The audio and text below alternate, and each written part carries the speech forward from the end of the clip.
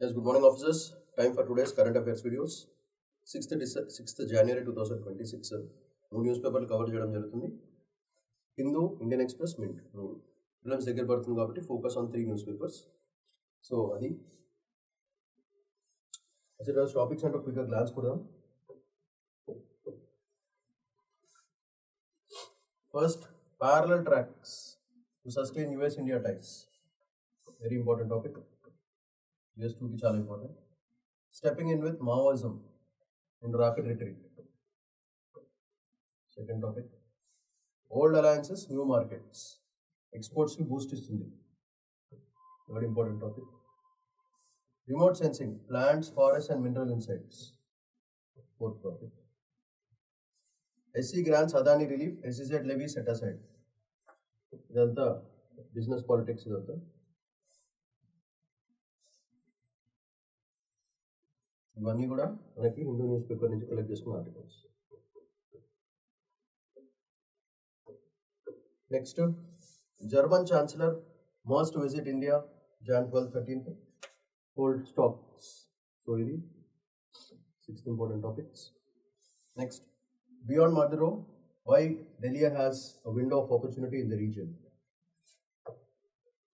7th topic. Bail denial. SC creates a hierarchy of offenders.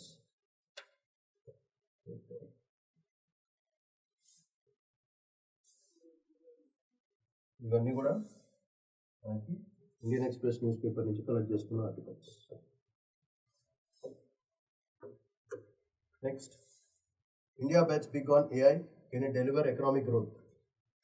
Inclusive growth develop ఇవ్వగలుగుతుందా లేదా అనే దాని మీద question. 9th topic. And can gig workers form a traditional trade union? 10th topic. ఇవన్నీ కూడా మనకి mint news paper నుంచి తీసుకుంటున్న ఆర్టికల్స్.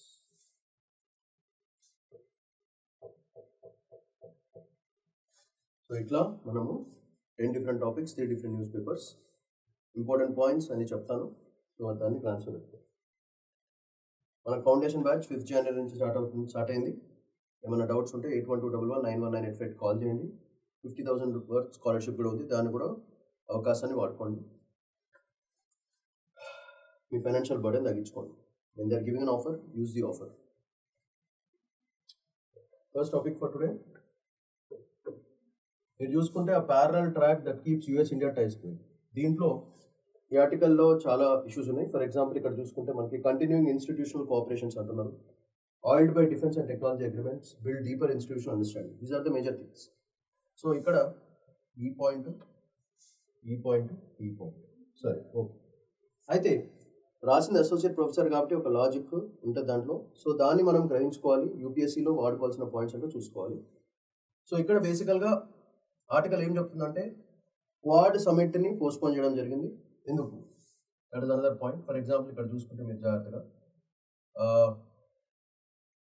క్వాడ్ లీడర్షిప్ సమిట్ ఇది పోస్ట్పోన్ అవ్వడం జరిగింది, డిలే అవుతుంది, బైలేటరల్ టెన్షన్స్ ఉన్నాయి, G2 స్టైల్ ఒకటి తీసుకొద్దామని చెప్పేసి, ఎకనామిక్ ఫ్రిక్షన్స్ బాగా ఉన్నాయని చెప్తుంది. సో కంటిన్యూయింగ్ ఇన్స్టిట్యూషనల్ కోఆపరేషన్, దీంట్లో మనకి మోస్ట్గా గుర్తుపెట్టుకోవాల్సిన పాయింట్స్ ఏంటంటే defence and technological agreements, framework ఒకటి, ఇండో పెసిఫిక్ రీజనల్ స్టెబిలిటీ ఒకటి. పేర్లతో సంబంధం లేదు, కాన్సెప్ట్స్ ఒకటే గుర్తుపెట్టుకోండి. అట్లనే దీంట్లో పనికొచ్చే ఇన్స్టిట్యూషన్స్, ఆర్గనైజేషన్స్ ఏంటి? లీమియో, కామ్కాసా, ఇవన్నీ క్రిటికల్ అండ్ ఎమర్జింగ్ టెక్నాలజీస్కి చాలా చాలా important. War peace, years of growing strategic points, ఇట్లాంటివన్నీ చాలా చాలా ఇంపార్టెంట్ పాయింట్స్ ఉంది. అది దీంట్లో మనం చూసుకోవాల్సింది ఏంటంటే ఇన్స్టిట్యూషన్ అండర్స్టాండింగ్ డీప్గా చేసుకోవాలి అనే దాని మీద కొన్ని emotional points. Dual track diplomacy, institutional continuity, nations, ఇండియో-US పార్ట్నర్షిప్ ఎట్లా పెంచుకోవాలి, ఇట్లాంటివన్నీ కొన్ని ఇంపార్టెంట్ పాయింట్స్ ఉన్నాయి మనకి. సో మనం ఇప్పుడు ఏం చేయాలంటే ఈ కలెక్టెడ్ పాయింట్స్ని లాజికల్గా అరేంజ్ చేసుకుని ఒక పర్స్పెక్టివ్ డెవలప్ చేసుకోవడం అనేది చాలా చాలా ఇంపార్టెంట్.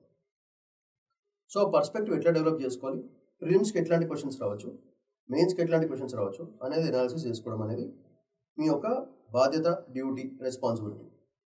సో దానికి నేను మీకు హెల్ప్ చేస్తాను. మీ తెలివితేటలు కూడా వాడి కొన్ని ఇంకా డిఫరెంట్గా ట్రై కూడా చేయొచ్చు. సో బేసిక్ స్ట్రక్చర్ అయితే నేను చెప్పింది పెట్టుకోండి. ది ఎక్సెస్ పాయింట్స్ మీరు మీ ఆన్సర్లో మీరు యాడ్ చేసుకోవాలి డిపెండింగ్ అపాన్ ద సిచ్యువేషన్. అలా చేసుకుంటే బాగుంటుంది. సో దీని పరంగా చూసుకుంటే మనకి బేసికల్గా ఇక్కడ ఉన్న దాంట్లో అసలు పొలిటికల్ ట్రాక్స్ ఎట్లా మారుతున్నాయి. ఫస్ట్ థింగ్ మనం గుర్తుపెట్టుకోవాల్సింది political tracks. So first point is the political tracks. ఈ పొలిటికల్ ట్రాక్స్ ఎస్పెషలీ యుఎస్ యొక్క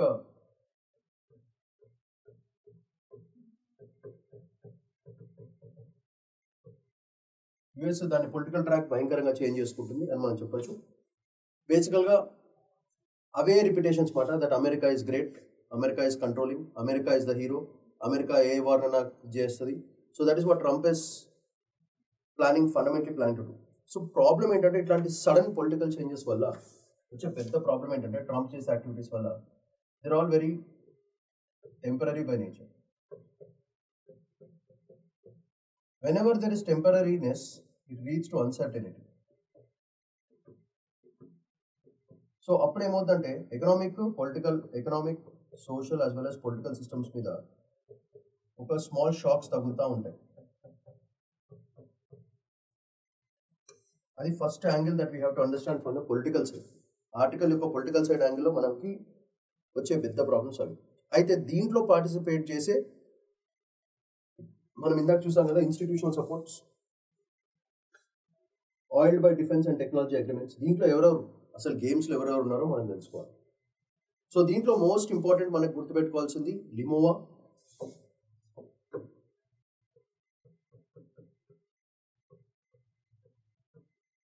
ఇదొక ఆర్గనైజేషన్.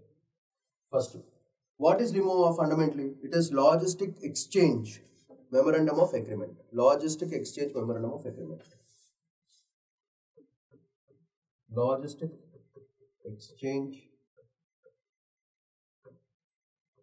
Memorandum of Agreement. అట్లానే క్యాంప్ కాసా, ఇది ఒక ఆర్గనైజేషన్.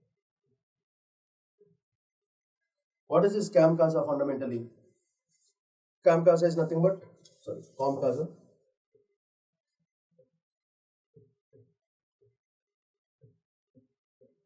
ఇది కమ్యూనికేషన్స్ మీద.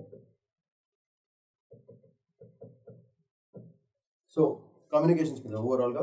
So communications compatibility and security agreement. ఇది communications compatibility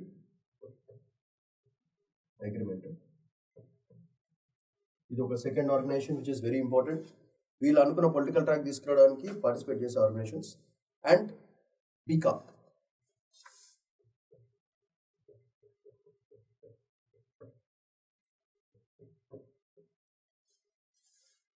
BICA is nothing but Basic Exchange and Cooperation Agreement.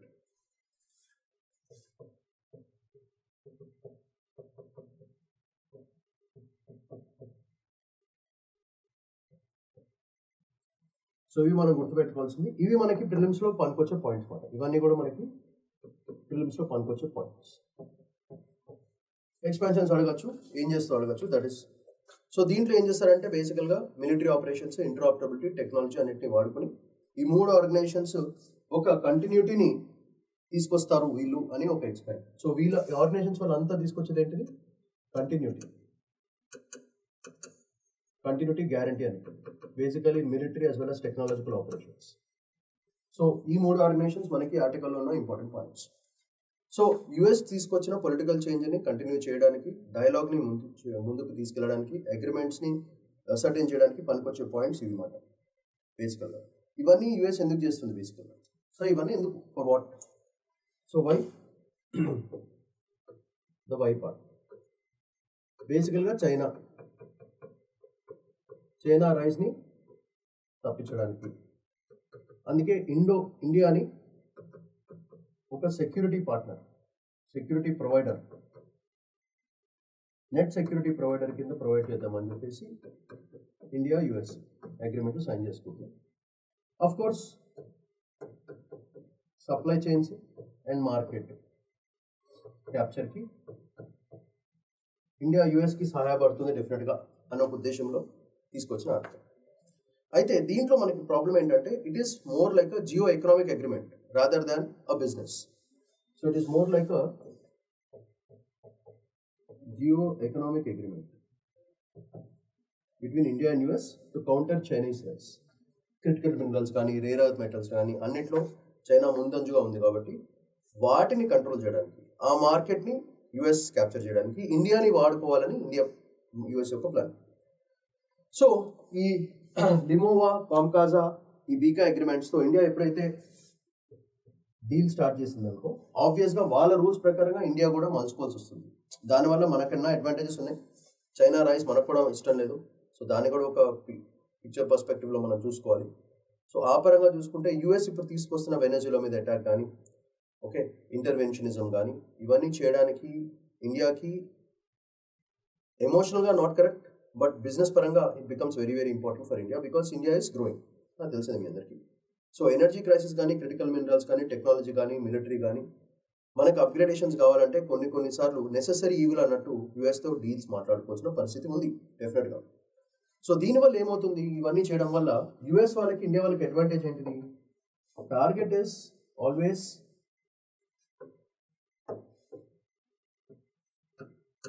Indo-Pacific reason economics. ఇక్కడ వచ్చే బిజినెస్ అంతా కూడా ఇండియా యుఎస్ వాళ్ళు క్యాప్చర్ చేయాలి, చైనాని అడ్డుకోవాలి. That is the overall game for జెటిస్ ట్రైన్. So this is the essence of this whole article. మనం చూసుకుంటే ఈ ఆర్టికల్లోంచి మనం తీసుకోవాల్సిన మేజర్ పాయింట్స్ ఇవి. సో ఈ క్వాడ్ సమిట్ పోస్ట్పోన్ చేయడము, G2 style arrangement like India and US అట్లాంటివన్నీ పెట్టుకోవడానికి major reasons is to bring down Chinese, this one, bring a rule-based mechanism like institutional supports with security plan, and US వాళ్ళు ప్రతిసారి అక్కడికి రాలేరు కాబట్టి ఇండియాని ఒక స్టేబుల్ నెట్ సెక్యూరిటీ ప్రొవైడర్ కింద ఫర్ ఇండో-పెసిఫిక్ మార్కెట్. సో దీంట్లో ఇండియాకి అడ్వాంటేజ్ ఏంటిది? ఇండో-పెసిఫిక్ మార్కెట్ యాక్సెసిబిలిటీ మనకు కూడా వస్తుంది. We will be the net security providers కాబట్టి మన బిజినెస్ మార్కెట్స్ చైనా టాపల్ చేయడానికి ఛాన్స్ ఉండదు. సో ఈ అవకాశాన్ని ఇండియా ఎలా వాడుకుంటుంది అనేది ఫ్యూచర్లో తెలుస్తుంది. But this is the whole game in this. దాంట్లో ఉన్న మేజర్ గేమ్, ఒక యూపీఎస్సీ ఆస్పిరెంట్ కింద మీకు తెలియాల్సిన మేజర్ గేమ్ ఇది. సో ఇన్స్టిట్యూషనల్ సపోర్ట్స్, ఈ పొలిటికల్ చేంజెస్ అన్నీ కూడా ఓన్లీ ఫర్ ఏదైనా సరే ఇంటర్నేషనల్ రిలేషన్స్లో most important thing is business. దందా మంచిగా జరగాలి. దందా మంచిగా జరగాలంటే డీల్స్ మాట్లాడుకోవాలి. అప్పుడప్పుడు కొన్ని డీల్స్ మనకు నచ్చవు కానీ అవసరం, అందుకే చేయాల్సి వస్తుంది అని మనం క్లియర్గా చెప్పచ్చు. అది మేజర్ ఫ్యాక్టర్. సో దీంట్లో మనం చూసుకోవాల్సింది ఏంటంటే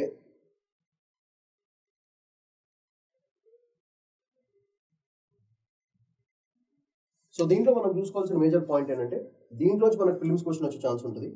మెయిన్స్ మాత్రం ఇంతే ఉంటుంది బేసికల్గా. వీటినే మనం ఒక 3-4 పాయింట్స్ కింద రాసుకోవాలి.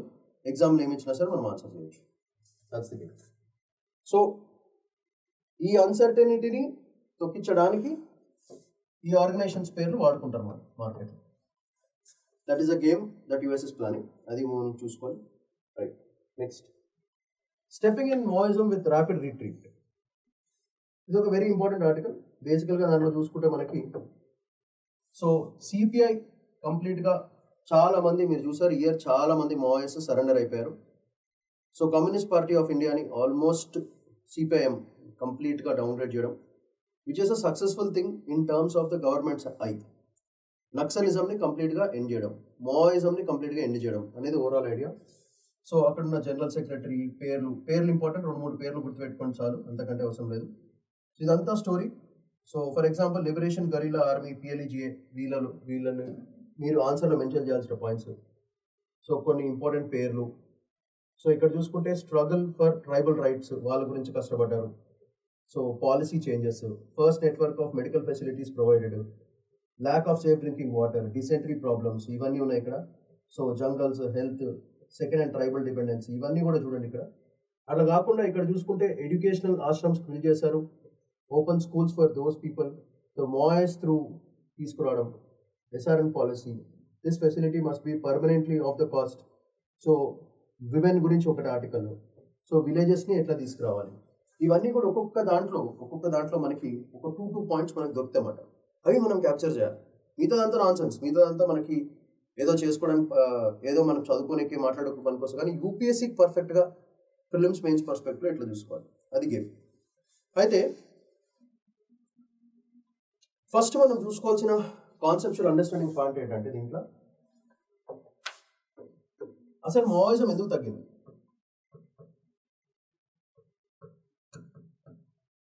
డిక్లైన్ ఎందుకు? ఫస్ట్ మన సెక్యూరిటీ ఫోర్సెస్ని, సెక్యూరిటీ ఆప్స్ని భయంకరంగా ఇంక్రీజ్ చేశారు. అందుకే స్ప్రెడ్ అయ్యే ఛాన్స్ లేకుండా చేయడం జరిగింది. సెకండ్, టాప్ లీడర్స్ ఎవరైతే ఉన్నారో, టాప్ లీడర్స్ ఇన్ మావోయిస్ట్ని భయంకరంగా తగ్గించేశారు, వాళ్ళని న్యూట్రలైజ్ చేశారు. That is another major reason why Maoism reduced in our country. So top leaders control అయినప్పుడు వాళ్ళకి మిగతా గ్రూప్కి ఒక యాంగిల్, ఒక డైరెక్షన్, ఒక విజన్ ఉండదన్నమాట. Maoism completely runs on the focus and the vision of the top leaders. So ఆ top లీడర్స్ని కంట్రోల్లో పెట్టారు కాబట్టి, వాళ్ళని కన్విన్స్ చేస్తున్నారు కాబట్టి నెక్స్ట్ వాళ్ళకి డైరెక్షన్ లేకుండా పోయింది. సో ఎప్పుడైతే టాప్ లీడర్స్ని న్యూట్రలైజ్ చేశారో ఆబ్వియస్గా మిగతా వాళ్ళందరూ కూడా సలబడిపోతారు. That is what happened. So మనకి దండకారణ్య రీజన్లో భయంకరంగా చాలా మంది సరెండర్స్. సో డెఫినెట్గా మీరు మెన్షన్ చేయాల్సిన పాయింట్ దండకారణ్య, ఇది మేజర్గా మనం మెన్షన్ చేయాల్సిన ఆపరేషన్స్. సో దండకారణ్య రీజన్లో భయంకరంగా సరెండర్స్ భయంకరంగా జరిగినాయి. So almost 7 left wing extremist operations surrender అయినాయి. So 7 left wing extremist operations. ఇది మేజర్ కంటెంట్, దీంట్లో ఉన్న మన ఆర్టికల్లో ఉన్న మేజర్ కంటెంట్స్ ఇది మాట. సో అయితే this shows that hour military has dominated them. So what is the result of the story? This clearly shows that our military activities, military dominance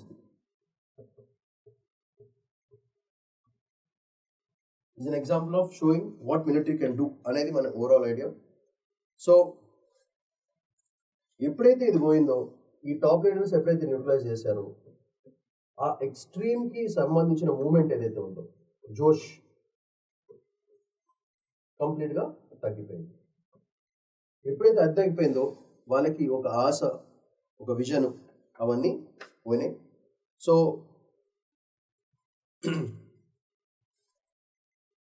బాగానే ఉంది, ఇట్స్ ఆల్ గుడ్. కానీ అసలు యాక్చువల్గా government ఉన్న problem ఏంటి? సరే వీళ్ళందరూ చేశారు, న్యూట్రలైజ్ చేశారు, ఓకే. కానీ గవర్నమెంట్ వాక్యూమ్ గ్యాప్స్ ఎక్కడ ఉన్నాయి? గవర్నమెంట్లో ఉన్న గ్యాప్స్ ఎక్కడ ఉన్నాయి? అది మేజర్ పాయింట్. సో మనం నెక్స్ట్ మాట్లాడుకోవాల్సింది గవర్నమెంట్ గ్యాప్స్. సరెండర్ అయ్యారు, ఓకే. సరెండర్ అయిన తర్వాత ఏంటి? ఇప్పుడు మనం ఫిల్ చేయాల్సిన గవర్నమెంట్ గ్యాప్స్ ఏమున్నాయి, మళ్ళీ మావోయిజం రాకుండా ఉండడానికి ఏమేమి చేసుకోవాల్సి వస్తుంది అనేది మేజర్ పాయింట్. సో ఎప్పుడైనా సరే మనుషులకి బాధ పెట్టేది most important food facilities and nutrition facilities and health care.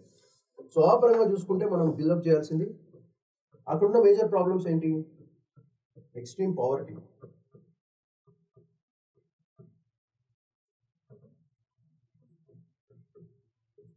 Food and health care.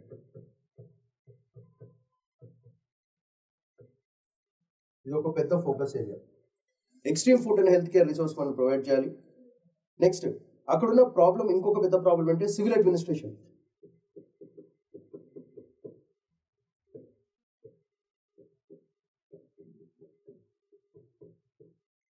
Civil administration అనేది వీక్ ఉంది. సో ఆఫీసర్స్ వాళ్ళ డ్యూటీస్ చేయకపోవడం because of various factors. Officer చేయాలనుకున్నా సరే చేయడానికి సపోర్ట్ స్టాఫ్ ఉండాలి, వాళ్ళు ట్రైబల్ జోన్స్కి వెళ్ళాలి, యాక్టివిటీస్ని మావోయిస్ట్ని కంట్రోల్ చేసుకోవాలి, అదొక పెద్ద ప్రాబ్లం. అండ్ వీటితో పాటు పెద్ద పెద్ద ఇష్యూస్ ఏంటంటే ట్రైబల్ గ్రీవియన్సెస్ ఫిల్ చేయడానికి ఎవరు లేరు.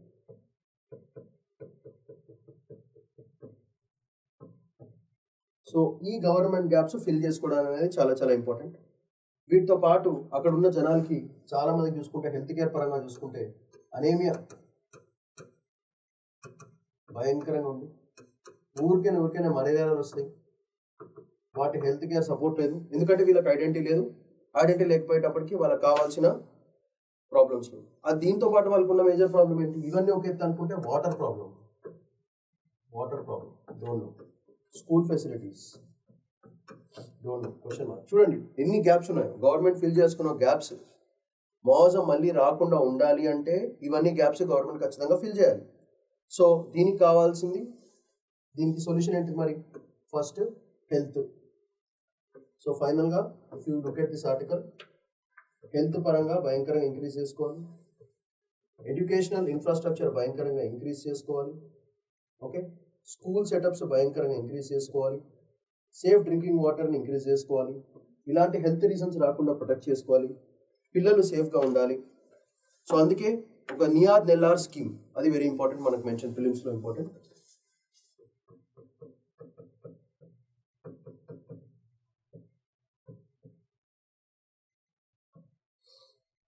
ఇది మనకి ప్రిలిమ్స్లో చాలా చాలా ఇంపార్టెంట్.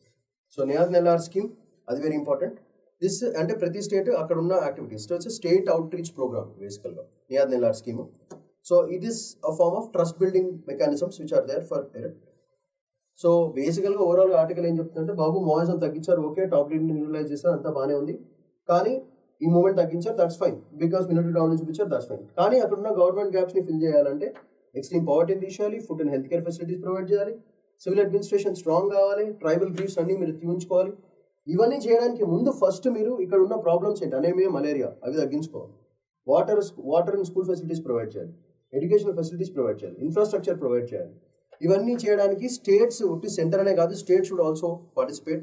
ఫర్ ఎగ్జాంపుల్ ఈ నెల్లార్ స్కీమ్ ఇట్లాంటివన్నీ పెట్టుకుని ఒక స్టేట్ అవుట్ రీచ్ ప్రోగ్రామ్ పెట్టుకుని ఓవరాల్గా మోసం మళ్ళీ రాకుండా చేయాలంటే గవర్నమెంట్ బ్యాగ్స్ని కంప్లీట్గా ఆ గ్యాప్స్ని, ఆ బుక్కలు ఏవైతేనో అన్ని పూర్తి చేయాలి బై అని చెప్పేసి analysis of this article.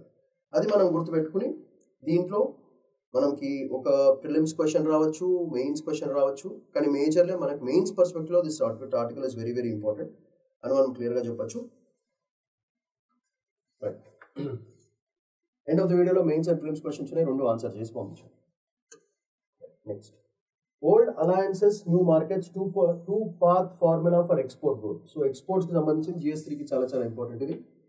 So దీంట్లో మనకి ఇట్స్ డేటా పాయింట్. సో స్టాటిస్టిక్స్ని అనలైజ్ చేయాలి. ఇక్కడ ఈ స్టాటిస్టిక్స్ని మీరు జాగ్రత్తగా దీంట్లో చార్ట్ 14, చార్ట్ 18 ఇవన్నీ చూడండి ఒకసారి చార్ట్స్. దాని అనాలిసిస్ వాళ్ళే ఇచ్చారు క్లియర్గా. సో ఇండియా ట్రేడ్ గేజ్ని కంప్లీట్గా షిఫ్ట్ అవుతుంది, ఎలా షిఫ్ట్ అవుతుంది అనేది ఓవరాల్ ఆర్టికల్. సో దీంట్లో మనం చూసుకోవాల్సింది ఏంటంటే, మనకి దీని బ్యాక్గ్రౌండ్ ఏంటి, ఈ యొక్క ఆర్టికల్ యొక్క background is very important. So బ్యాక్గ్రౌండ్లో ఫస్ట్ ఇంపార్టెంట్ ఏంటిది, బ్యాక్గ్రౌండ్లో US tariffs. US tariff pressure చాలా ఎక్కువైంది. మొన్న రైస్ మీద కూడా ప్రెషర్ పెడతా అన్నారు, అదొక పెద్ద ప్రాబ్లం. సో వీటితో పాటు ఈ టారిఫ్ గోళ్లలో పాటు ఇంకొక పెద్ద ప్రాబ్లం మనకి ఏంటంటే, global demand for any product భయంకరంగా తగ్గిపోయింది. That is another major reason which is happening. And ఎప్పుడైతే గ్లోబల్ మార్కెట్లో డిమాండ్ తగ్గిందో అప్పుడు ఏం చేస్తారంటే, ప్రతి country will move to a concept called trade protectionism. అందరూ ప్రొటెక్టివ్ అయిపోతారు, ఫ్రీ హ్యాండ్ ఉండదు. Trade protectionism throughout the world will obviously it will go very very high. So trend of the market, not just ఇండియానే కాదు, ఓవరాల్గా చూసుకుంటే గ్లోబ్లో మనకి ఈ US tariff pressures on different countries వల్ల ఒక ప్రాబ్లం. గ్లోబల్ డిమాండ్ భయంకరంగా తగ్గిపోయింది, డొమెస్టిక్ డిమాండ్ ఆబ్వియస్గా తగ్గుతుంది. దీనివల్ల అందరూ ట్రేడ్ ప్రొటెక్షనిజం మోడ్కి వెళ్ళిపోయారు అన్నమాట. సో దీన్నే మనము సింపుల్గా ఏం చెప్పచ్చు అంటే, ఎక్స్టర్నల్గా బాలే, ఇట్స్ నాట్ గుడ్, ఎక్స్టర్నల్గా ఇట్ ఈస్ నాట్ గుడ్. అందుకే దీన్ని ఏమంటారంటే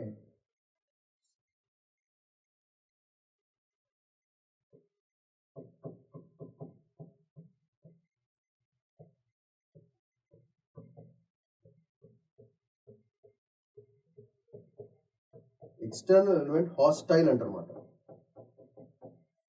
హాస్టైల్ అంటే డేంజరస్గా ఉంది, ఎవరు ఎట్లా మారుతారో తెలియదు, అదొక దారుణమైన situation. There is no certainty. Good people will become bad, bad people will become good మాట. సో అయితే ఇలాంటి దారుణమైన పరిస్థితిలో ఇండియా ఏం చేసింది, చక్కగా వెరీ స్మార్ట్గా what India has done is diversification.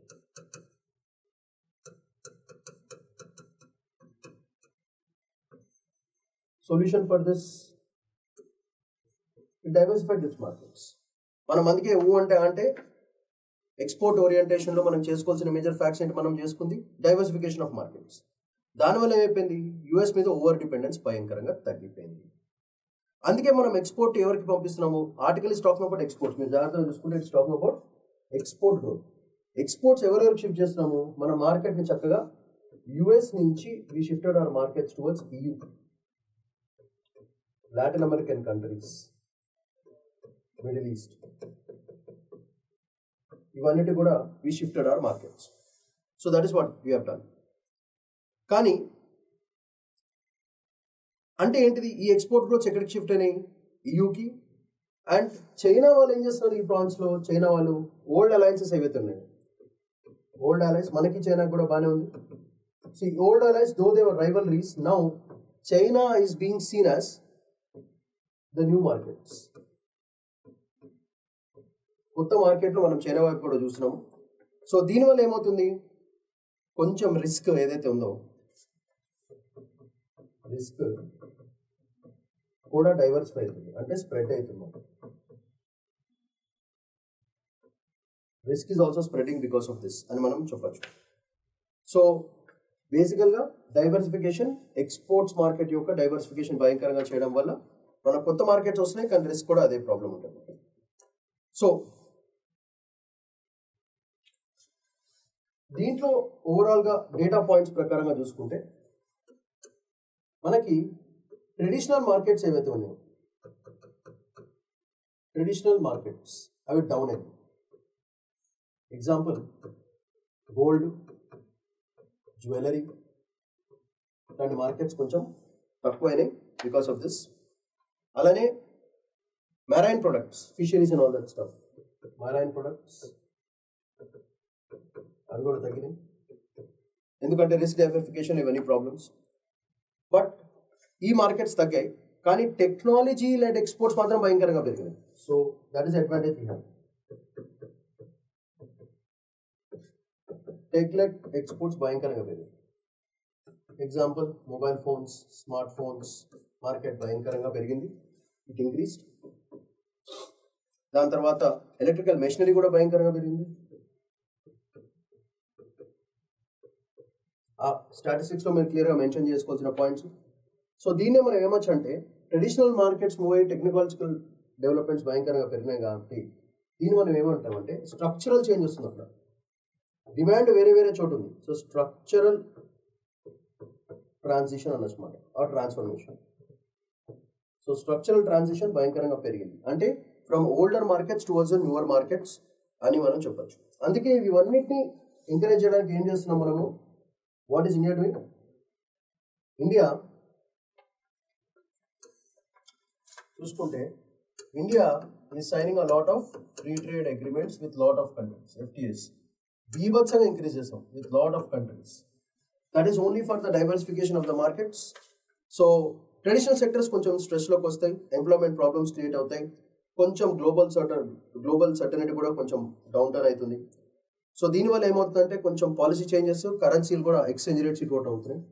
But ఓవరాల్గా చెప్తే, instead of concentrating on single traditional markets, the whole globe system is moving towards new markets, old friends. That is the logic that the article is fundamentally talking about. So ఇక్కడ ఉన్న data points అన్ని analyse చేస్తే మనకి ఫైనల్గా తెలిసేది ఏంటంటే, diversification, tariff problems, economic new things, structural transitions from the old style to the new style. So దానికి మనం యాంగిల్ ఆలోచించుకొని రెడీగా పెట్టుకోవాలి. సో దీంట్లో మనకి ఏం రావచ్చు, what can be expected out of this?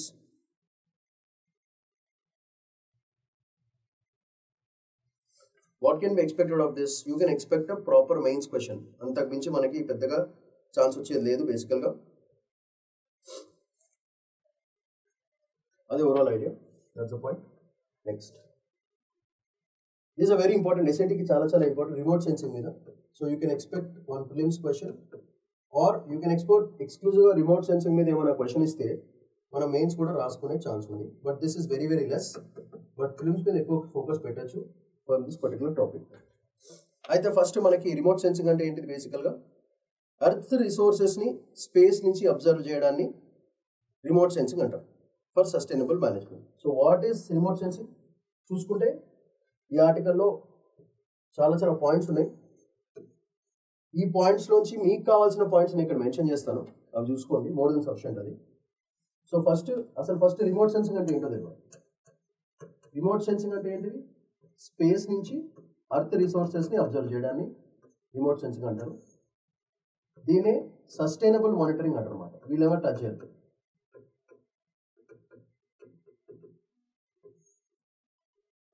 అసలు ఫస్ట్ రిమోట్ సెన్సింగ్ అంటే, రిమోట్ అంటే ఏంటి? దూరం నుంచి కూర్చొని వేరే వాటిని అబ్జర్వ్ చేయడం. సో దీనికి మనం ఏం వాడతాం బేసికల్గా మీకు తెలిసిందే, శాటిలైట్స్, సెన్సర్స్. సో దీనికి ఏం కావాలి? శాటిలైట్స్, సెన్సర్స్, ఈ రెండు మేజర్గా వాడతాం మనం. సో ఇవి వాడాలంటే ఏం కావాలి మనకి? We have to diversify our electromagnetic స్పెక్ట్రమ్ని వాడుకోవాలి. ఇవి వాడాలంటే ఎలక్ట్రోమాగ్నెటిక్ స్పెక్ట్రమ్ని మనం భయంకరంగా వాడుకోవాలి. So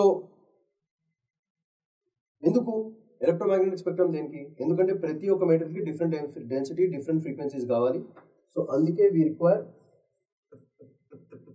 different wavelengths, different frequencies for different resources. That's the game.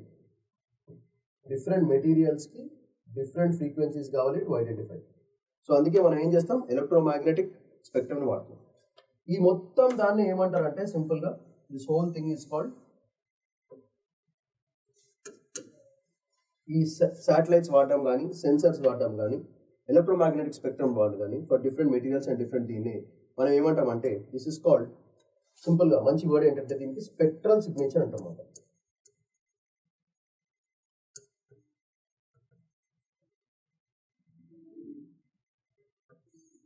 This the word.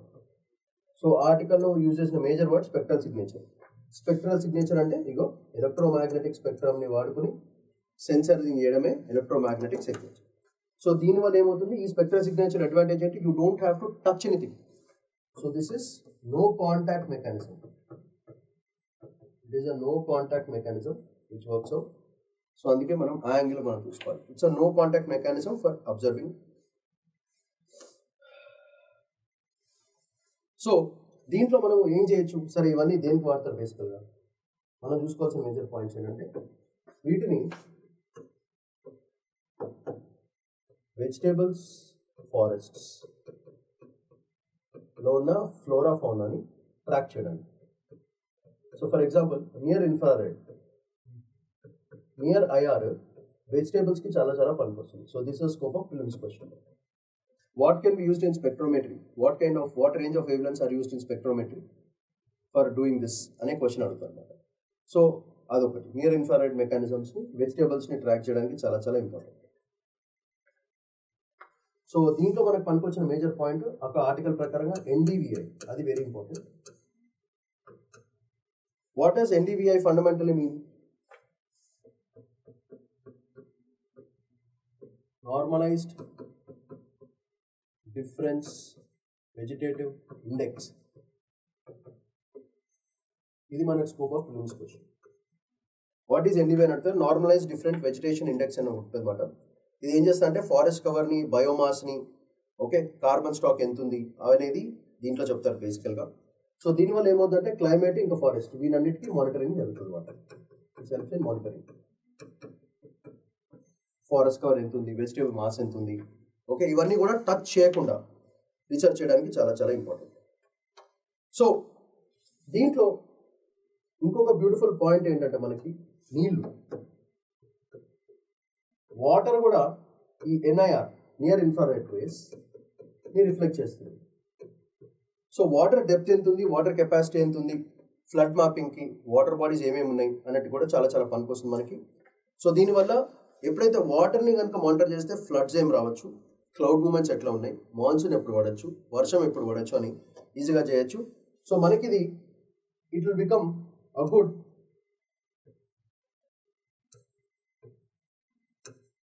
Water bodies, floods, clouds ఇవన్నీ కూడా ఈ నియర్ ఇన్ఫ్రారెడ్ రేస్తో చేస్తారు. సో మనకి వెదర్ మానిటరింగ్ ఈజీ అయిపోతుంది. వెదర్లు ఏమేమి రావచ్చు ఏంటి. సో దీనికి మనం వాడేది ఏంటిది? SAR అంటే సింథటిక్ ఎపర్చర్ రేడార్. దీని మీద ఒక వీడియో చూసాను, చెక్ చేసుకోండి. SAR synthetic aperture radar satellites నుంచి చేస్తారన్నమాట. సో దీని మీద ఒక వీడియో ఉంది, ఫుల్ చెక్ చేసుకోండి. ఒకటి ఛానల్లో ఉంది, వీడియో ఉంది ఛానల్. అది చేసుకుంటే more than sufficient. So SIR గురించి తెలుసుకుంది. సో దీంట్లో మనకి ఇంకొక అడ్వాంటేజ్ ఏముంది, వాటర్ అయిపోయింది, ఫారెస్ట్ కవర్స్ అయిపోయింది, కానీ బిజినెస్ ఎక్కడ జరుగుతుంది, మినరల్స్. సో అందుకే మనం ఏం చేసుకోవాలి, next tracking is we're talking about minerals. So ఇవన్నిటితో పాటు మనం చేసుకోవాల్సిన మేజర్ పాయింట్ ఏంటిది, apart from this minerals. So rare earths కానీ క్రిటికల్ మినరల్స్ కానీ ఎక్కడెక్కడ ఏమేమి ఉన్నాయో అనేది. So this is feud for trade purpose and energy security. చాలా చాలా ఇంపార్టెంట్. ఈ పరంగా మనం చేసుకోవచ్చు. దీంట్లో ఉన్న ఇంపార్టెంట్ పార్ట్ అంటే గ్రేస్ అని ఒక మెకానిజం ఉంటుంది, అది very important. Grace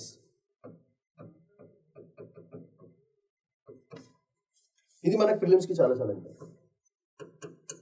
prelims పర్స్పెక్టివ్లో grace అని ఉంటుంది అనమాట. బేసికల్గా గ్రేస్ ఏంటిది, బేసికల్గా it is nothing but gravity recovery and climate experiment.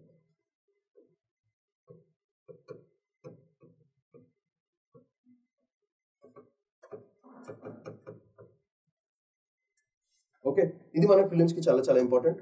అది కాకుండా ASTER is also very very important for your prelims. ASTER అంటే బేసికల్గా it is nothing but advance spaceborne thermal emission and reflection radiometer, Japan వాళ్ళది. So ఏ country నుంచి వచ్చింది, so Japan. Full form ఎవరు అడగరు. So this gives scope of prelims question. So ఈ రెండు మనం గుర్తుపెట్టుకుంటే మనకి మోర్ దెన్ సఫిషియంట్. సో దీనివల్ల ఏమవుతుంది, ఓవరాల్గా disaster management, climate, spectroscopy. Without touching any natural resource, you are able to find the data points. So దీని మీద మనం పాలసీ క్రియేట్ చేయొచ్చు, ఫ్యూచరిస్టిక్ ట్రేడ్ మాట్లాడుకోవచ్చు, మనకి ఎనర్జీ సెక్యూరిటీకి పనికొచ్చే మేటర్ అంతా మనకి రెడీగా ఉంటుంది అని మనము చాలా హ్యాపీగా చెప్పచ్చు. That is the angle that we are thinking. So ఈ ఆర్టికల్ నుంచి మనం తీసుకోవాల్సిన మేజర్ పాయింట్స్ ఇవి. So this part is very useful for your mains. దీంట్లో మనకి scope of films question, near infrared mechanisms దేనికి వాడతారు అదొక క్వశ్చన్. ఓకే, మిగతాదంతా మెయిన్స్కి సఫిషియంట్. స్పెక్ట్రల్ సిగ్నేచర్ మీద క్వశ్చన్ వస్తుంది. సో కాంటాక్టా నాన్ కాంటాక్టా దాని మీద ఒక క్వశ్చన్, గ్రేస్ మీద ఒక క్వశ్చన్ రావచ్చు, లేదా ఆస్టర్ మీద క్వశ్చన్ రావచ్చు. ఆస్టర్ ఎవరు కూడా ఫుల్ ఫామ్స్ అడగరు బాబు, అందరూ ఏ కంట్రీ నుంచి వచ్చింది. సో ఇక్కడ మనకి Japan, that gives scope of films question అంతే. సో మనకు పనికొచ్చే పాయింట్స్ ఇవి. ఓవరాల్గా అనాలిసిస్ తెలుసుకోవాలి, దాంట్లో మేజర్ పాయింట్స్ తెలుసుకోవాలి. అంతకుమించి మనకి పెద్దగా ఈ ఆర్టికల్ నుంచి మనకి వచ్చేది ఏం పెద్దగా ఉండదేమో అని నా feeling.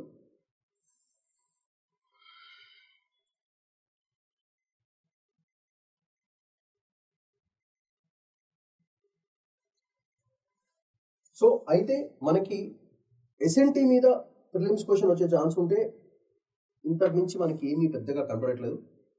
So let's move on to the next topic. SA grants relief to Adani sets aside levy SC set. ఇదంతా దందాకు సంబంధించింది.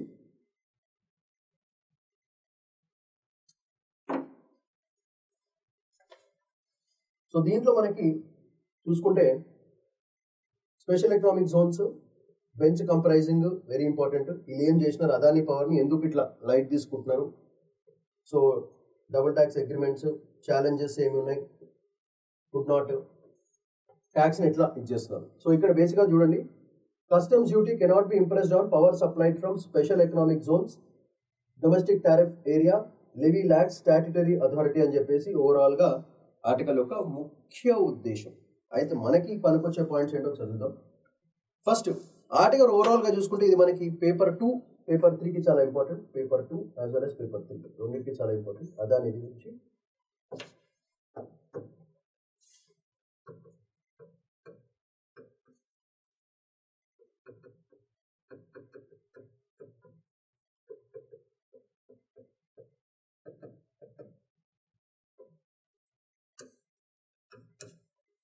మొత్తం గేమ్ అంతా దీని మీద నడుస్తుంది.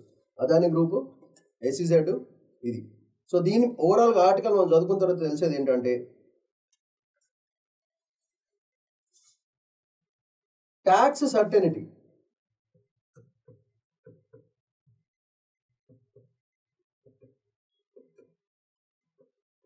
Plus rule of law. Tax certainty plus rule of law, ఈ రెండు కూడా ఈజ్ గ్రేటర్ దాన్, అంటే ఇవి more important than revenue operations.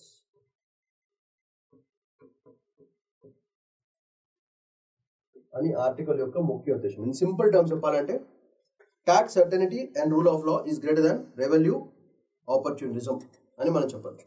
Right. అయితే అదాని పవర్ ప్లాంట్ మీకు ఆల్రెడీ తెలిసిందే, ఒక ఎస్ఈజెడ్లో ఉంది. సో ఇక్కడ గుజరాత్లో, ఎస్ఈజెడ్ గుజరాత్ మధురా దగ్గర. ఓకే, దీంట్లో ఏమవుతుంది, electricity which is supplied from the SEZ అది డొమెస్టిక్ టారిఫ్ ఏరియా కింద వస్తుంది అన్నమాట. సో దీంట్లోంచి వచ్చే electricity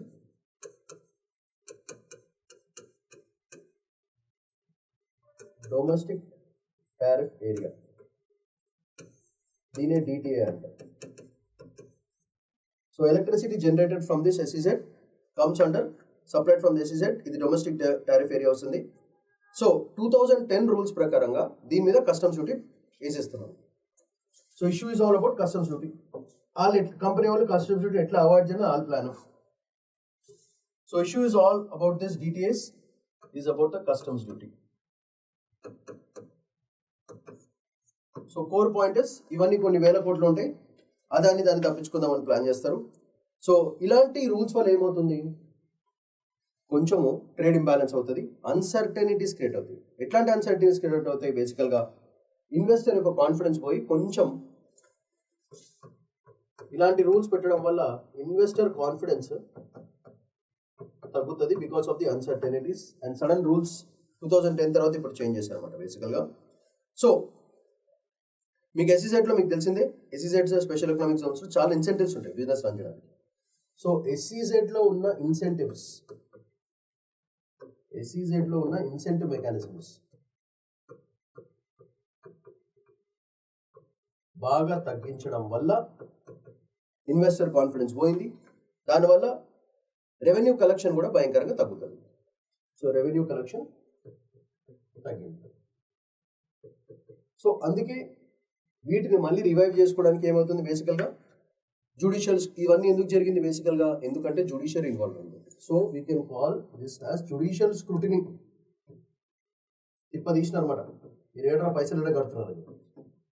so this led to ఈ incentive mechanisms led to judicial scrutiny trigger చేసింది. సో సుప్రీంకోర్టు ఏం చెప్పింది బేసికల్గా, సో ఒక డొమెస్టిక్ టారిఫ్ ఏరియా ఎస్ఈజెడ్ నుంచి డొమెస్టిక్ టారిఫ్ ఏరియాకి వెళ్ళడానికి బేసికల్గా కస్టమ్స్ డ్యూటీ పే చేయాల్సిన అవసరం లేదు. So from SEZ if it is going to a DTA domestic tariff area, supreme court set no customs duty. Customs duty on electricity లేదు. So అందుకే set aside Gujarat high court ruling, Gujarat high court ఇచ్చింది customs duty కట్టాలని చెప్పి supreme court చెప్పింది. ఎప్పుడైతే SEZ నుంచి డిటిఏకి వెళ్తుందో మీరు కస్టమ్స్ డ్యూటీ కట్టాల్సిన అవసరం లేదు. సో ఆల్రెడీ కట్టేసినారు కాబట్టి రీఫండ్ అడుగుతుంది. So it is asking for refund. So ఇదెవరు, సో బేసికల్గా this is becoming supreme court versus Gujarat high court. అది major area which is going on. So దీనికి courts must avoid hyper technical interpretations of those rules, దాంట్లో use చేసిన words. So దీనివల్ల రిలీఫ్ని grant చేయడం జరిగింది. That is what you have to understand. So tax లెవీకి కావాల్సింది ఏంటంటే క్లియర్, ఎక్స్ప్లిసిట్గా ఒక స్టాట్యుటరీ బ్యాకింగ్తో చేసుకుని, ఎలక్ట్రిసిటీ అనేది ఒక కన్వెన్షనల్ మూవబుల్ గుడ్, అది very important. So electricity is what is this, it's a conventional movable good. అది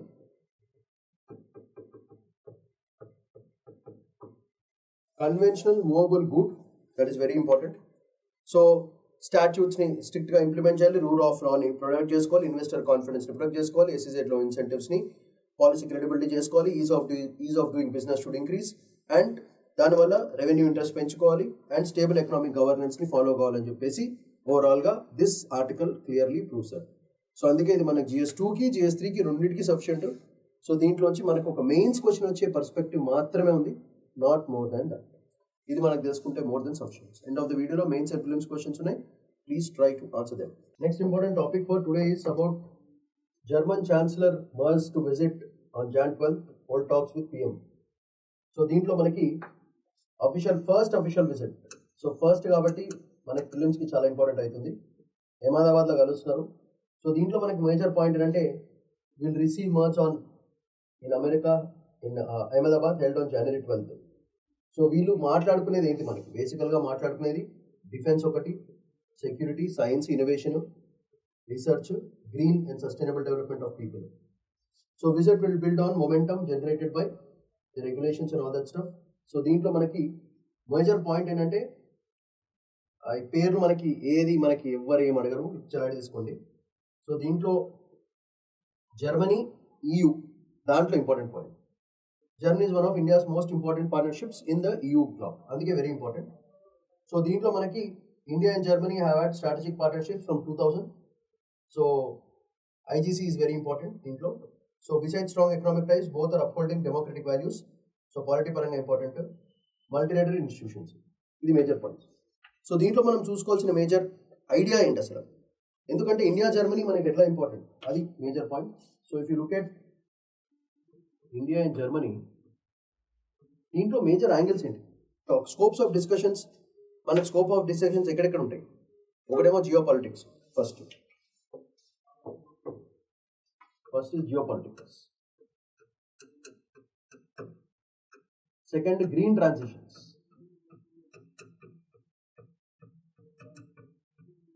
Climate change and all that stuff. So geopolitics లో మనకి EU వెరీ ఇంపార్టెంట్. ఒకటేమో గ్రీన్ ట్రాన్సిషన్స్, ఇంకోటేమో of course ఇవన్నీ వచ్చినప్పుడు మనకి most important markets, trade అంటే supply chains. So supply chains. So వాళ్ళిద్దరు కూర్చొని మాట్లాడుకునేది ఈ 3 పాయింట్స్ మీద మేజర్గా మాట్లాడుకుంటారు. ఓకే, మాట్లాడుకుంటారు. ఎందుకు ఈ topic very important, because it is the first official visit of this guy in to our country. Merz the first visit. So మనకు తెలిసిందే EUలో బేసికల్గా ఇప్పుడు నడుస్తుంది యూక్రెయిన్ వార్ ఒకటి, ఎనర్జీ షాక్స్ ఒకటి. సో ఇప్పుడు అంతా ఎందుకు మనకి Ukraine war and energy shocks, matter అంతా దీని మీద ఉంటుంది. సో వీటిని, ఈ షాక్లు ఎట్లా తగ్గించుకోవాలి, ఏం చేయాలనేది ఓవరాల్గా ఐడియా. సో మన వాళ్ళేమో గ్లోబల్ ట్రేడ్ భయంకరంగా పెంచుకుంటున్నారు, రష్యా వాళ్ళ దగ్గర నుంచి ఆయిల్ కొంటున్నారు, మనమేమో వేరే వేరే కంట్రీస్కి మనం కూడా ఎనర్జీ ఆయిల్ సప్లై చేస్తున్నాము.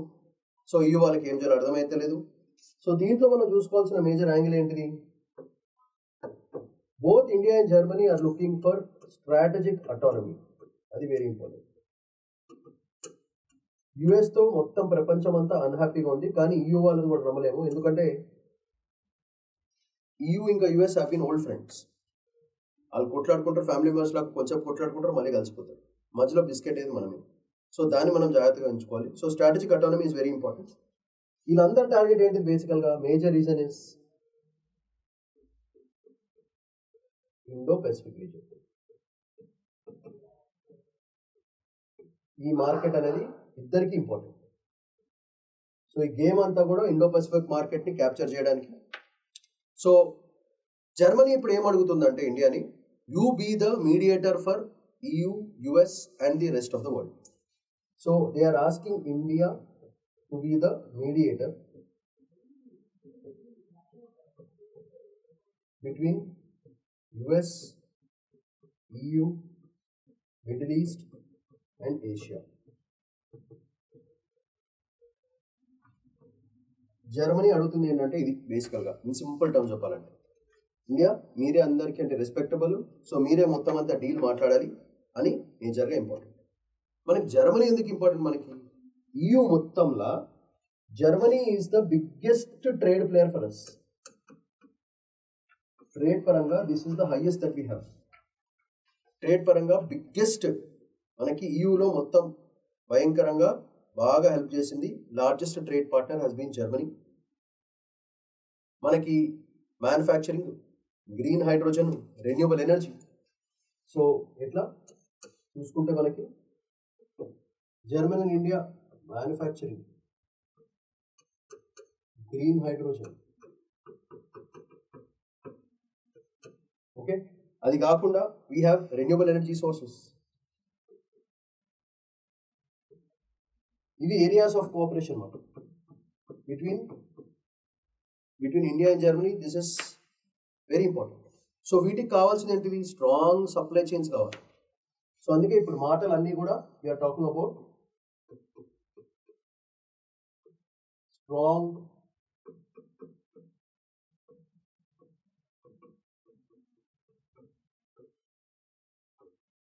స్ట్రాంగ్ సప్లై చైన్ నెట్వర్క్ అనేది మనకు చాలా చాలా ఇంపార్టెంట్. సో దీనివల్ల ఏమవుతుంది, ఒక ఎకనామిక్స్ ఎనర్జీ క్రియేట్ అవుతుంది ఇండియాకి జర్మనీకి మధ్యన. ఇది కాకుండా India Germany has been talking about defence, military, security and technology. వీటి మీద కూడా డిస్కషన్ జరగబోతాయి. డిఫెన్స్ మీద, ఎందుకంటే Ukraine conflict, Gaza crisis, UNSC వాళ్ళ కౌన్సిల్ సీటు కూడా మనకు చాలా సపోర్ట్ చేస్తున్నాయి. So it is a global governance cooperation మనం చెప్పొచ్చు. So this is global governance cooperation in all the fields. So Germany ఒప్పుకుందంటే ఆబ్వియస్గా యూలో ఉన్న కంట్రీస్ కూడా బేసికల్గా ఒప్పుకునే ఛాన్స్ ఉంటుంది. మనకు కూడా ఒక స్ట్రాటజిక్ లెవరేజ్ వస్తుంది, టెక్నాలజీ డెవలప్ అవుతుంది, గ్రీన్ టెక్నాలజీ మనం ఇంపోర్ట్ చేసుకోవచ్చు, తర్వాత మనం ఎక్స్పోర్ట్ చేసుకోవచ్చు, సెక్యూరిటీ అండ్ గ్లోబల్ ఇష్యూస్ అన్ని కవర్ చేస్తచ్చు. సో ఈ టాక్స్ ఎంతవరకు ప్రోత్సాహంగా ముంగడికి వెళ్తాయి అనేది మనకు తెలియదు. కానీ ఈ టాక్స్ అనేది మనకి EU మార్కెట్, వేరే మార్కెట్స్ని ఒక మీడియేటర్ ఫర్ ఆల్ దీస్కి మనం ఉండాలని జర్మనీ వాళ్ళు కోరుకుంటున్నారు. అందుకే ఈ క్యూట్ బాయ్ వస్తున్నాడు 2 days విజిట్కి, Jan 12, 13th మోడీ గారితోనే డైరెక్ట్గా మాట్లాడడం జరుగుతుంది. సో అదొక మేజర్ పాయింట్. సో దీనివల్ల కొన్ని అదర్ కంట్రీస్ కొంచెం ఫీల్ అవుతాయి, కానీ చెప్పా కదా నెసరీ ఈవిల్ అనేది తప్పదు. So that is a game. So దీనికి కావాల్సిన మెయిన్స్ అండ్ ప్రిలిమ్స్ క్వశ్చన్స్ క్లియర్గా మెన్షన్ చేశాను. చక్క చదివేసుకోండి, చక్క ర్యాంక్స్ తెచ్చుకోండి. That is a whole game. Next, beyond Maduro, why Delhi has a new window of opportunity in the region. దీంట్లో చూసుకుంటే India did not speak out more against America ఎందుకు? Cuba, Iran, Russia, China వీళ్ళెందుకు? India is sparing as a moral sermon చెప్తుంది, కానీ matter చేస్తలేదు. Russia, China ఇర్రివర్సిబుల్గా metro రిజైమ్ని బాగా support చేశారు, ఇప్పుడు యూఎస్తో ఏం మాట్లాడట్లేదు. వెనెజులా ఇష్యూ ఎందుకు? దాంట్లో ఇండియా తీసుకోవాల్సిన ఆపర్చునిటీ ఏంటిది? As the US pressures Latin American states to rethink as many regions, India will have a lot of monopoly and wide-ranging commercial opportunities. In the end, no escaping that India, Latin America, ఇదంతా కూడా mention చేయడం జరుగుతుంది. క్యూబాలో federal Castro దగ్గర నుంచి మాట్లాడుతున్నారు. ఓవరాల్గా idea, that is a whole game.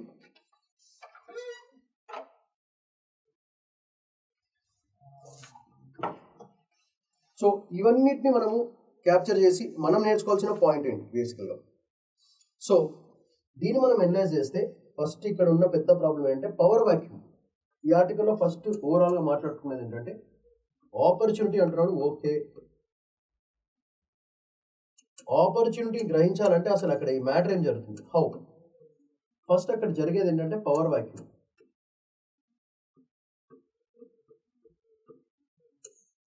ఈ power వాక్యూమ్ని ఇండియా యూజ్ చేసుకోవాలి.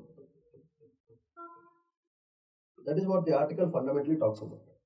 పవర్ వాక్యూమ్ని ఇండియా డిప్లొమాటిక్గా ఆపర్చునిటీని వాడుకోవాలి. మెట్రో అంటే విసుకొచ్చింది, మెట్రో ఇష్యూ కొన్నాళ్ళైన తర్వాత చల్లబడుతుంది, that we cannot say.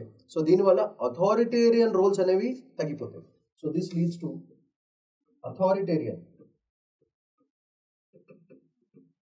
Authoritarian rule regime నుంచి it will move towards democratic రిజైమ్స్.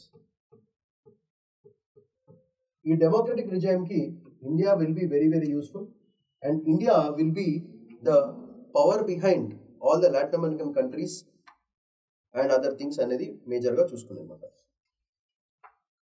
So this will lead to a concept of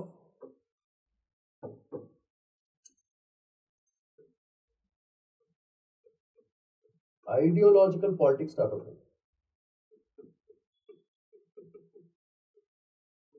Ideological politics. Should we go for authoritarian model? Should we go for democratic models? Should we go for totalitarian states? So post ideological politics భయంకరంగా start అయ్యే chance ఉంది. అయితే మనకి సరే ఇవన్నీ మాట్లాడతాం, emotional dialogues okay, కానీ మనకి మ్యాటర్ ఏంటి? What is the business? Business ఎప్పుడైనా సరే బిజినెస్ మీద కాన్సన్ట్రేట్ చేయాలి.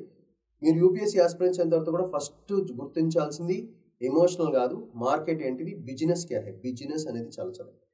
సో ఆ బిజినెస్లో మనకి ఎందుకు ఇది ఇంపార్టెంట్ అంటే మనకి oil, natural gas, lithium, okay, దాని తర్వాత food.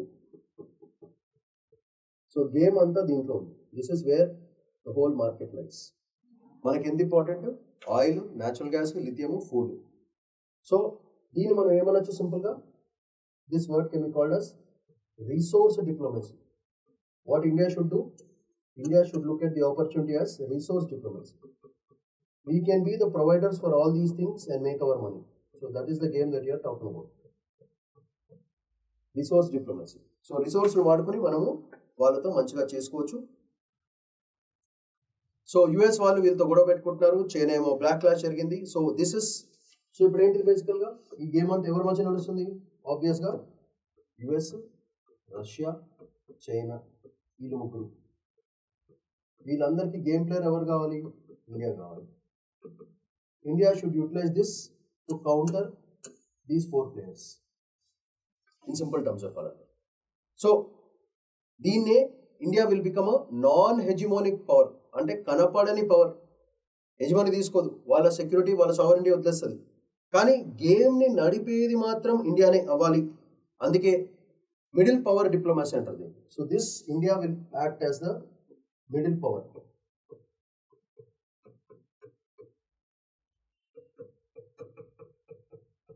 Act as middle power diplomacy. So వీళ్ళందరినీ బ్యాలెన్స్ చేసుకుంటూ India should utilize the resources and make a market for itself. So దానికి ఏం చేయాలి? ఇండియా అక్కడ ఫస్ట్ ఏదైనా ఇంటర్నేషనల్ ఒక ఎంబసీ క్రియేట్ చేసుకోవాలి. ఎప్పుడైతే ఇండియా అక్కడ ఎంబసీ క్రియేట్ చేస్తే మన legal authority in that country will start. దాని తర్వాత ట్రేడ్స్ బిల్డప్ చేసుకోవాలి, స్ట్రాటజీ డైవర్సిఫికేషన్ చేసుకోవాలి. సో ఓవరాల్గా ఆర్టికల్ చెప్పేది ఏంటంటే క్యూబా, ఇరాన్ ఇలాంటి కంట్రీస్ ఉన్నా సరే ప్రతి ఒక్క కంట్రీలో India should put it's embassy and south cooperation చేసుకోవాలి. ఓకే, డిప్లొమాటిక్గా మెయింటైన్ చేసుకోవాలి.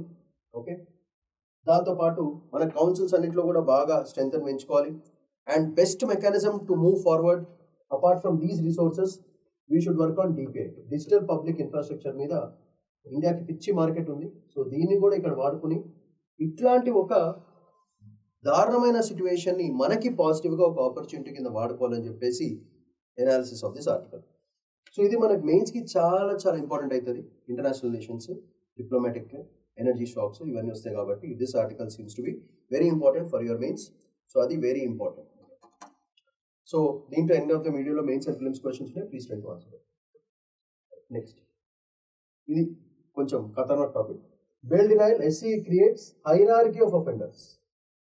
సో ఈ ఆర్టికల్ చదువుకుంటే హైరార్కీ రోల్స్ మాట, అంటే level 1, level 2, level 3, level 4, level 5 offenders list వేసి దాన్ని బట్టి బెయిల్ ఇవ్వాలా లేదా అనేది డిసైడ్ చేస్తున్నారు. అది సుప్రీంకోర్టు యొక్క ట్రెండ్ అని చెప్పేసి ఇక్కడ మొత్తం డీటెయిల్స్ ఇచ్చారు. మార్చ్ 2020 నుంచి జాన్ 2026 వరకు ఏం జరిగిన ఎఫ్ఐఆర్స్ ఏంటి మొత్తం ఇది మాట బేసికల్గా. So supreme court used framework of differentiated roles of alleged conspirators, making a distinction between architects of the plot and facilitators. So దీంట్లో మనకి ఏదైనా సరే డిజైన్ చేసే ఒక గేమర్స్ ఉంటారు, వాళ్ళకి ఒకలాంటి పనిష్మెంట్ ఇవ్వాలి. ఫెసిలిటేట్, ఈ డిజైన్ని కావాల్సిన సరుకులని ఒకళ్ళు తీసుకొస్తారు, వాళ్ళనే ఫెసిలిటేటర్స్ అంటారు, వాళ్ళకి ఒకలాంటి punishments.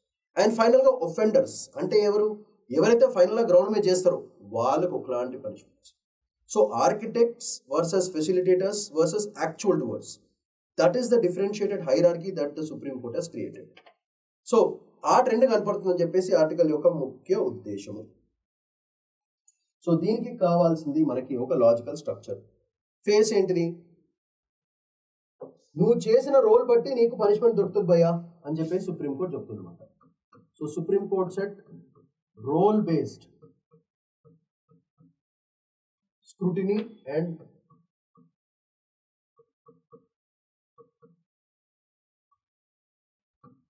based on the offenses and based on the punishments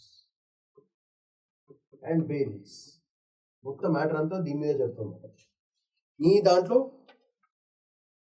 case ఏంటి, వాళ్ళు తీసుకున్న బేసిక్ కేసు ఏంటి? ఫర్ ఎగ్జాంపుల్ ఢిల్లీ రాయిట్స్ తీసుకోండి, ఇదంతా యూఏపీఏ. సో యూఏపీఏలో ఏం జరిగింది? బేసికల్గా అన్లాఫుల్ ప్రివెన్షన్స్ యాక్ట్లో బేసికల్గా ఈ కేసెస్ భయంకరంగా తగ్గినాయి. Okay, Delhi rights. So supreme court ఏం చెప్తుందంటే ఫుడ్ సోల్జర్ని పట్టుకుంటున్నాం కానీ మెయిన్ ఎవరైతే ఆర్కిటెక్ట్ ప్లాన్ చేసిన వాడు పట్టుకోవట్లేదు. సో అందుకే ఏమంటారంటే master mind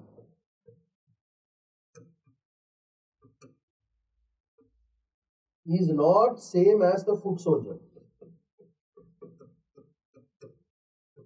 That is what you have to understand. The mastermind ఎవరైతే ప్లాన్ చేసి ఫెసిలిటీ చేసి ఎగ్జిక్యూట్ చేస్తారో, సో వీళ్ళకి ఫుడ్ సోల్జర్కి మనం పని చేస్తున్నాం, కానీ అసలు క్రియేటర్ కానీ కల్పిట్ కానీ మనం వదిలేస్తున్నాము. అది దారుణము. సో దీన్ని బట్టి మనం ఏం చేస్తున్నామంటే దీన్ని ఏమంటారంటే డిఫరెన్షియేటెడ్ కల్పబిలిటీస్ అంటమాట.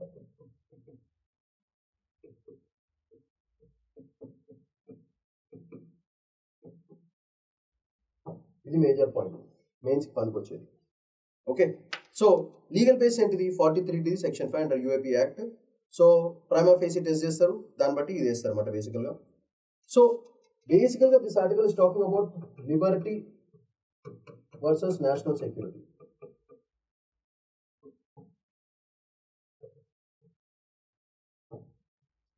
సో లీగల్ బేస్ ఎట్లా వేయాలి?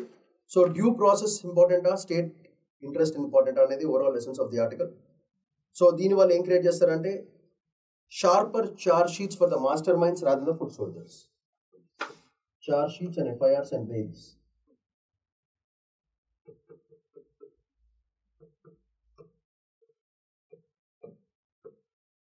వాళ్ళు చేసిన యాక్టివిటీస్ బట్టి ఇస్తున్నారు బేసికల్గా.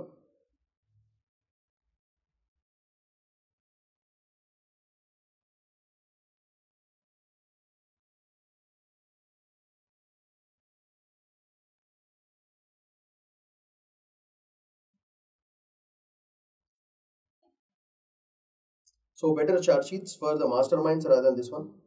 సో బేసికల్గా చూసుకుంటే మనకి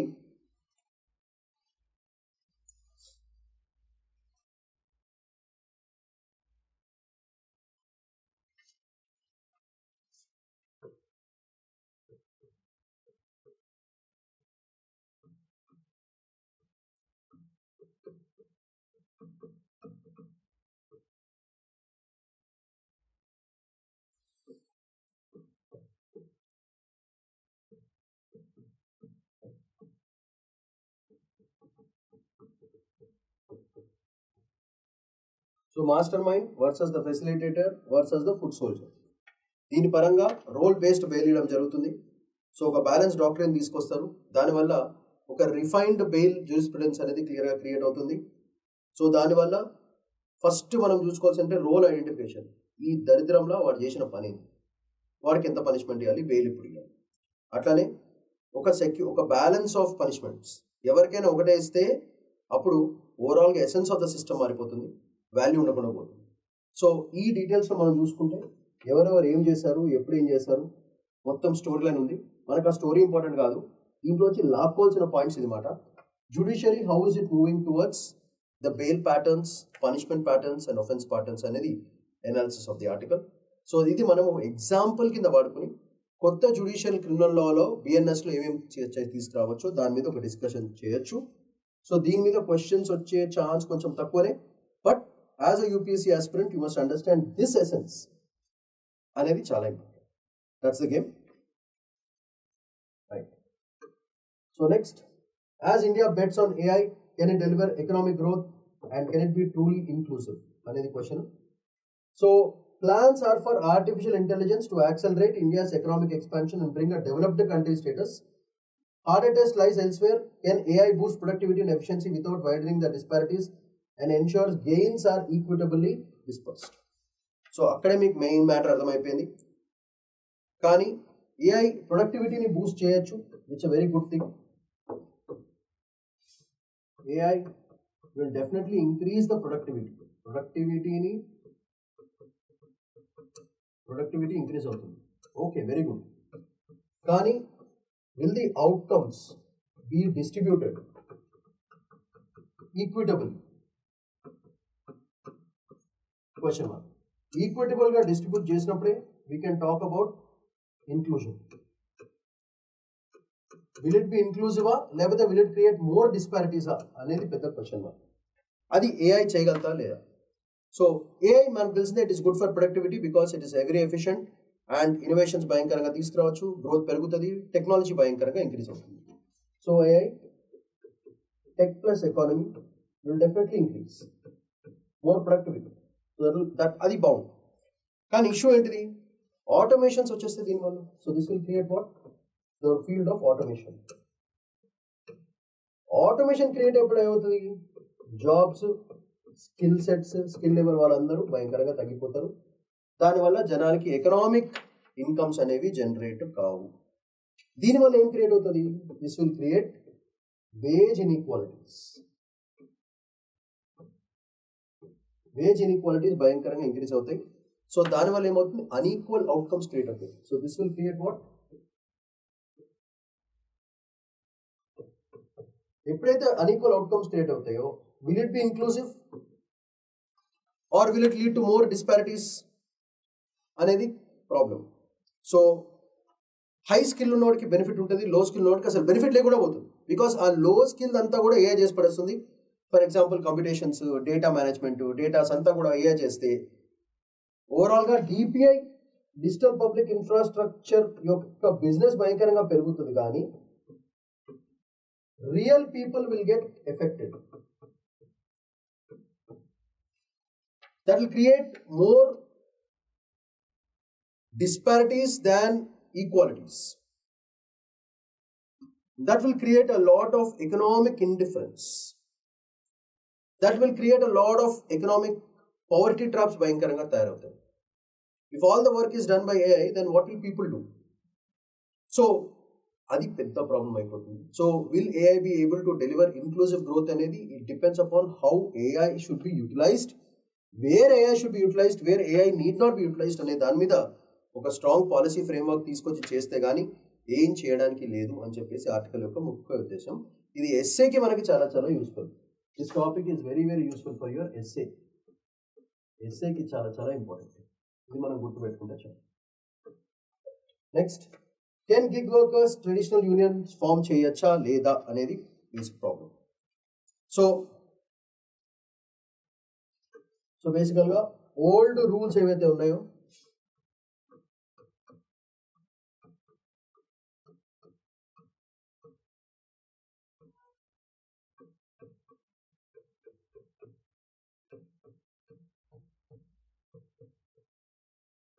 issue is all about this old labor rules versus the new labor laws. కొత్త 4 laws తీసుకొచ్చారు. సో ప్రాబ్లం ఏంటంటే ఇవన్నీ ప్లాట్ఫామ్ బేస్డ్ వర్క్ కాబట్టి issue is about platform based.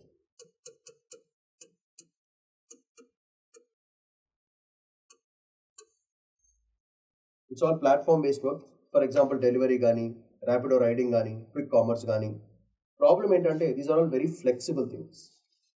Advantage ఏంటి? These are all flexible, but insecure jobs. మొన్న రీసెంట్గా gig workers అందరూ ధర్నా చేశారు. మీకు తెలిసిన గిగ్ వర్కర్స్ అంటే ఎవరు? పార్ట్ టైం ఇట్లా స్విగ్గీ, జొమాటో, ర్యాపిడో ఇవన్నీ మాట్లాడాలి పార్ట్ టైం. సో మనకు తెలుసుకుంటే almost there is a huge size 5 crore to 6 crore population of huge demographic dividend in gig economy భయంకరంగా ఉంది. So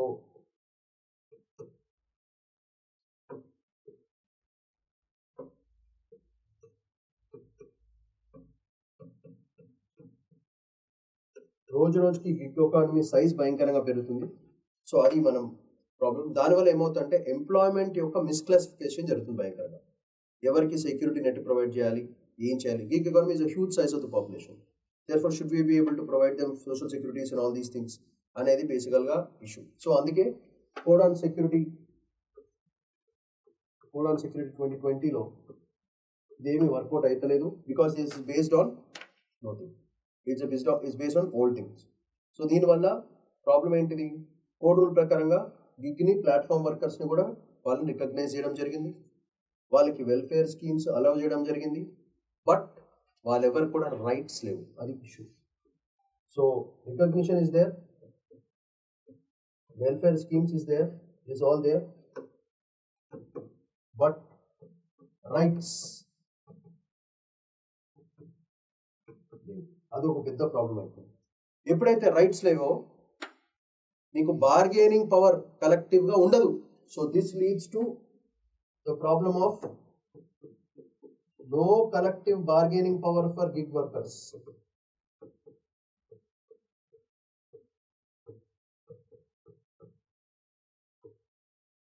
no collective bargaining power exists. So rights అనేవి ఉండదు. దీనివల్ల ఏమవుతుంది? ఫ్లెక్సిబిలిటీ ఉంది, సెక్యూరిటీ లేదు. Too much regulation will be there.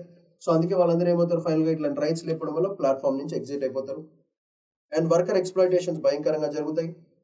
And labour market ఏమో కొంతమందికి ప్లస్ చూపిస్తుంది, కొంతమంది ఏమో మైనస్ చూపిస్తుంది. ఎస్పెషల్ గిగ్ ఎకానమీ వాళ్ళకి భయంకరంగా ప్రాబ్లం అవుతుంది. సో అందుకే ఏం చేసుకోవాలంటే వీళ్ళు ట్రేడ్ యూనియన్స్ ఫామ్ చేయొచ్చా లేదా? లేదు. ఎందుకు? బికాస్ వాళ్ళకి రైట్స్ లేవు.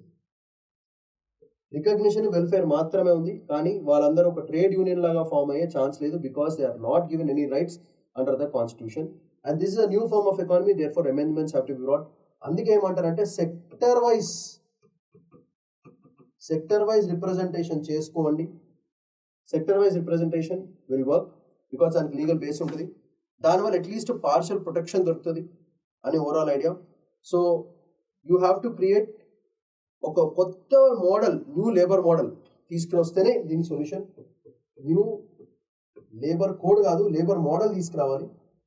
తీసుకొస్తేనే ఈ గిగ్ వర్కర్ ఎకానమీ కూడా can form a legal trade union form అయ్యే ఛాన్స్ ఉంటుంది. కానీ కొత్త trend is all investment led growths కాబట్టి trade unions will be a big barrier for business అని ఒక నోషన్లో చాలా మంది ఫీల్ అవుతారు. సో అందుకే ఈ ట్రేడ్ యూనియన్స్, గిగ్ వర్కర్స్ కనుక ట్రేడ్ యూనియన్స్ కింద ఫామ్ అయితే అది ఇంకా పొలిటికల్లీ యాక్టివ్ అయిపోయి డేంజరస్ అయిపోయే ఛాన్స్ ఉంటుందని చెప్పేసి ఎక్కువ స్కోప్ ఉంది అని చెప్పేసి ఈ ఆర్టికల్ యొక్క ముఖ్య ఉద్దేశం. అయితే బేసికల్గా ఫామ్ చేయొచ్చా లేదా అనేది ఒక కొత్త మోడల్ తీసుకురావాలి. ఎందుకంటే ఫ్లెక్సిబుల్ ఇన్సెక్యూర్ జాబ్స్, సో వాళ్ళకి కావాల్సిన వెల్ఫేర్ రికగ్నిషన్ దొరుకుతుంది, కానీ రైట్స్ లేకపోవడం అనేది చాలా బాధాకరమైన విషయం అని ఓవరాల్గా అనాలిసిస్. సో దీనికి కావాల్సిన mains and prelims questions end of the వీడియోలో ఉన్నాయి. సో ఈ రోజు టాపిక్స్ నుంచి expected prelims and mains questions ఒకసారి క్విక్గా గ్లాన్స్ కొడదాం. ఫస్ట్ టాపిక్, ఇండియా-యుఎస్ రిలేషన్స్ మీద question. The recent decline in moist volumes in India can be best attribute to what? Option చూసుకోండి. Next, which of the following developments most directly enhances India's export resilience? Next, NDVI, tabular form question. Supreme Court's ruling on SECs related me the question. India-Germany me the question. Latin America is strategically significant because of its dash. Next, unlawful activities UAPA me the question. Next, which of the following AI-led growth key market risk ఏంటి అనేది question. Gig workers మీద question. So దీనికి కావాల్సిన key ఇక్కడ mention చేశాను. దాంతోపాటు mains questions ఒకసారి క్విక్గా గ్లాన్స్ కొడదాం. India US relations have matured from leader centric diplomacy, దాన్ని క్రిటికల్లీ ఎగ్జామిన్ చేయమన్నారు. Next, discuss significant security gains, left wing extremism continues preventing resurgent of Maoism in India అనేది క్వశ్చన్. నెక్స్ట్, ఎనలైజ్ అంటున్నాడు the recent export performance reflect structural growth in the context of global trade uncertainties. Explain how advance in remote sensing technologies ni sustainable source governance ki etla useful. Judicial insistence on tax certainty is essential for economic governance but may constrain fiscal flexibility than discuss cheyaru with respect to SEC. Evaluate the strategic significance of India-Germany relations. Indo-Pacific region outlook ni etla manage chestaru with geopolitical element. Latin America undergoing political and geopolitical, దాన్ని discuss చేయమన్నారు with deepening ties with respect to the region. Supreme Court's role-based approach, security, దాన్ని critical examine చేయమన్నారు with respect to the criminal justice system. Next, analyze the artificial intelligence has potential to accelerate India's economic growth, risks of inequality and suggest policy measures to ensure AI-led growth remains inclusive. Discuss India's labor laws are struggling to keep pace with platform-based gig workers. Challenges of extending collective bargaining rights to gig workers and suggest a viable regulatory framework అని suggest చేయమంటారు. So ఈ questions మీరు answer చేసి మాకు పంపిస్తే మేము మీకు correct చేసి పంపిస్తాము. మీ వర్క్ ఇప్పటి నుంచి కూడా రివిజన్ అంతకుమించి మీరు ఏం చేయొద్దు, కొత్తవి ఏం చేయొద్దు. వీడియోస్ బాగా వాచ్ చేయండి, దాంట్లోంచి మీకు క్వశ్చన్స్ కూడా వస్తాయి. మెయిన్స్ కానీ ప్రిలిమ్స్ కానీ ఫోకస్ ప్రిలిమ్స్ కాబట్టి ఎక్కువ ప్రిలిమ్స్ క్వశ్చన్స్ మీద బేస్ చేయండి. మీకు క్లియర్గా ప్రతి ఎక్స్ప్లెనేషన్లో ప్రిలిమ్స్లో ఎక్కడెక్కడ స్కోప్ ఉంది కూడా క్లియర్గా మెన్షన్ చేస్తున్నాం. రివిజన్ చేసుకోవాల్సిన బాధ్యత మీది, చెప్పాల్సిన బాధ్యత మాది. సో ఇద్దరం బాధ్యతగా చేసుకుంటే మంచి ర్యాంకింగ్ ఉండొచ్చు. That's all for today. Shamanth Padikonla signing off. Bye-bye.